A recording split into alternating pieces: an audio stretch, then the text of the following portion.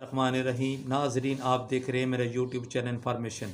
जैसे कि आपको पता है नाम ही से कि ये एक इन्फॉर्मेशन चैनल है और मेरी कोशिश होती है कि आपके पास मैं अच्छी से अच्छी इन्फॉर्मेशन लेके आऊँ। तो आज की इन्फॉर्मेशन में जाने से पहले मैं आपसे दरख्वास्त करूँगा कि मेरे चैनल को सब्सक्राइब करें ताकि आपके पास मैं नई से नई इन्फॉर्मेशन लेके आऊँ। तो आज का जो मेरा मौजू है वह रहील शरीफ, पाक फ़ौज आर्मी के सपा सलार। 16 जून 1956 को रहील शरीफ साहब के कहते हैं कोटा में पैदा हुए। आपके वालिद साहब एक मेजर थे मोहम्मद शरीफ साहब, और आपके एक बड़े भाई मोहम्मद शबीर शरीफ भी एक मेजर थे जो 1971 की जंग में पाक भारत जंग में शहीद हुए, और अपनी दलेरी और शुजात की वजह से आपको निशान हैदर भी अता किया गया। और ये कि आपके मामू मेजर मोहम्मद अजीज़ भट्टी भी एक दलेर इंसान थे जो 1965 की जंग में इन लाहौर के महाज पर अपनी शुजात और दलेरी के कारनामे संजाब करते हुए जाम शहादत नोश हासिल करते हैं। उनको भी क्या कहते हैं शहादत के बाद आपको क्या कहते हैं निशान हैदर दिया गया।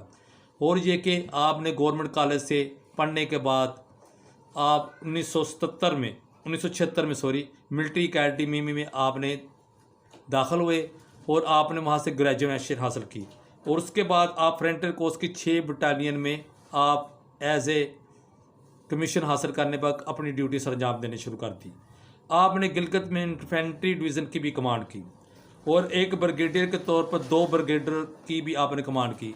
एक जो कश्मीर में थी उसका नाम था 6 इन्फेंट्री, और सियालकोट में 26 इन्फेंट्री ब्रिगेड थी। और ये वही बटालियन थी जिसमें आके बड़े भाई मेजर शबीर शरीफ ने सियालकोट के महाज पर अपनी दीदा दलील शजात के कारनामे अंजाम दिए और आपने शहादत हासिल की।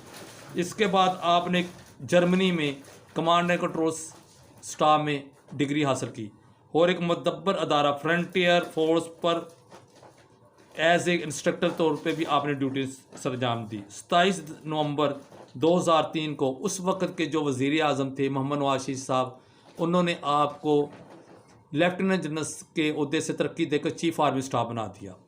और उसके बाद आपने अपनी ड्यूटी इंतहाई ईमानदारी और दीदा दलील से कर रहे थे। और ये कि आपका मोटो था कि पाक जो फ़ौज है उनका सियासत में कोई अमल दखल नहीं होना चाहिए, और आपने साबित भी किया। और उस वक़्त के दौर में आप सियासत से दूर रहे और जमहूरियत को मुस्तकम किया।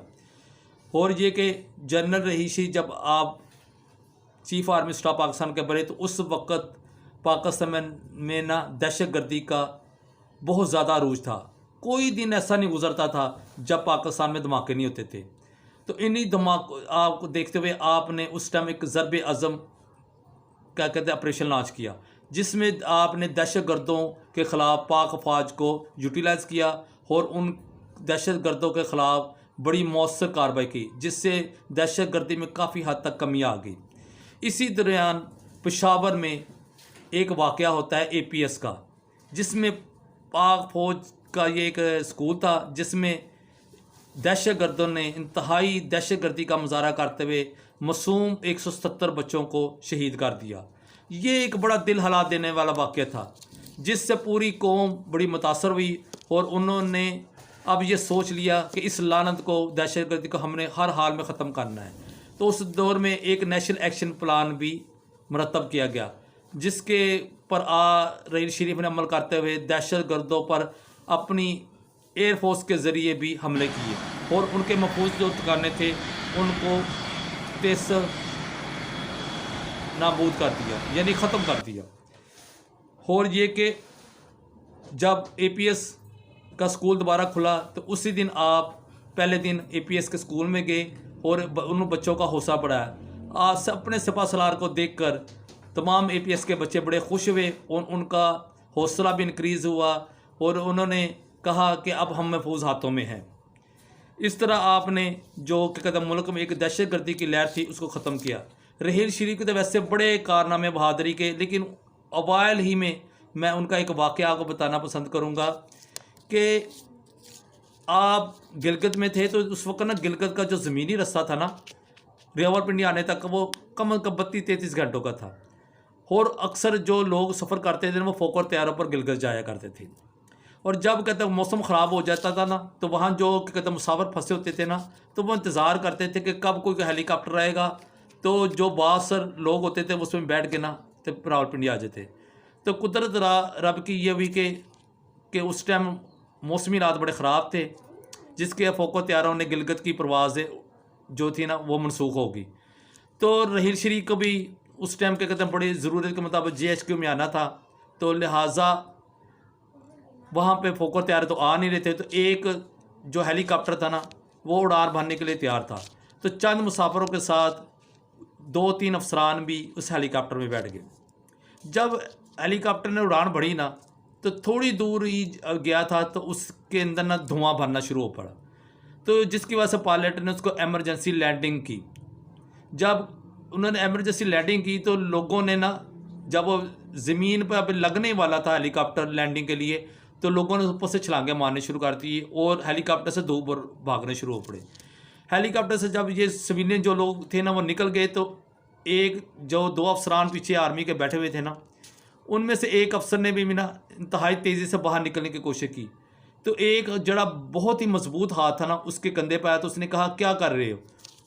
उसने कहा कि आप देख नहीं रहे कि हेलीकॉप्टर में ना धुआं भर गया है और अनकरीब ये शोलों में लिपट में आ जाएगा और ये जो हेलीकॉप्टर है वो तबाह हो जाएगा।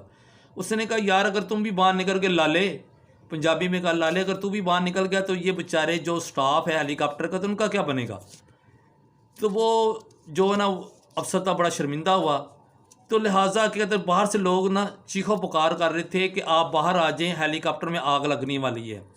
लेकिन ये हेलीकॉप्टर का जो खुदकार सिस्टम होता है ना, उसमें जो वो उसके कॉप्टर के बाहर जो तार इंदर लगी हुई थी इंडिकेटर की, तो वो क्या कहते हैं ना उसको खुदकार सिस्टम ने उसका मुतबादल इंतज़ाम कर लिया और वो इस तरफ आग बुझ गई और वो हेलीकॉप्टर ना अपनी परवाज़ पर चला गया।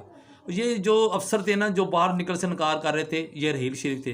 रहील शरीफ के तो वैसे बहुत ज़्यादा बड़े बड़े कारनामे हैं जिनको हम अनगिनत ऐसे हैं कि जो बयान करना शुरू कर रहे थे कि कहते वक्त ख़त्म हो जाएगा, लेकिन उनके जो बहादरी के किस्से वो ख़त्म नहीं होंगे।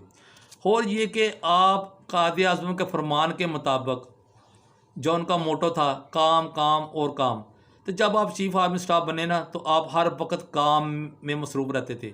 और बाज़ औक़ात ऐसा होता था कि आप अपने दफ्तर में बैठे सुबह से लेकर रात हो जाती थी, तो उस वक्त आपकी बेटी बेटी कह रहा हूँ कि आपकी जो बेगम थी ना, तो वो अक्सर रात को ना आपका खाना लेकर ना आपके दफ्तर जाती थी। और जब आपको वो देखती थी ना कि आपके चेहरे पे आसार नज़र आते थकावट के, तो वो फ़ौरन आपकी दराज से ना एक तस्वीर निकालती थी, जिसको देख के ना आपकी सारी थकावट दूर हो जाती थी। आप ये जानना पसंद करेंगे वो तस्वीर कौन सी थी। ये तस्वीर थी APS के बच्चों की। और जब आप APS के बच्चों की तस्वीर देखते थे ना, तो आप में एक नया बलवा पैदा हो जाता था कि आपने अज़म किया था कि मैंने दहशत गर्दी की लानत को पाकिस्तान में ख़त्म करना है। और आपने बड़े बाइज़्ज़त तरीके से इस लानत को काफ़ी हद तक पाकिस्तान में ख़त्म किया। ये कुछ इन्फॉर्मेशन थी रहील शरीफ के बारे में जो मैंने आपके पास पेश की हैं। अगर आपको पसंद आई हो तो लाइक कर दीजिएगा ताकि मेरा इससे मोटिवेशन बढ़े और ताकि मैं आपके पास अच्छी से अच्छी इन्फॉर्मेशन लेके आ सकूं। लिहाजा मैं फिर आपसे दरख्वास्त करूंगा कि मेरे चैनल को लाइक कर दीजिए, सब्सक्राइब करें। नया आदमी हूँ और मेरी कोशिश होती है कि आपके पास अच्छी से इन्फॉर्मेशन लेके आऊँ। तो अल्लाह आपका हामी और नेगेबान हो।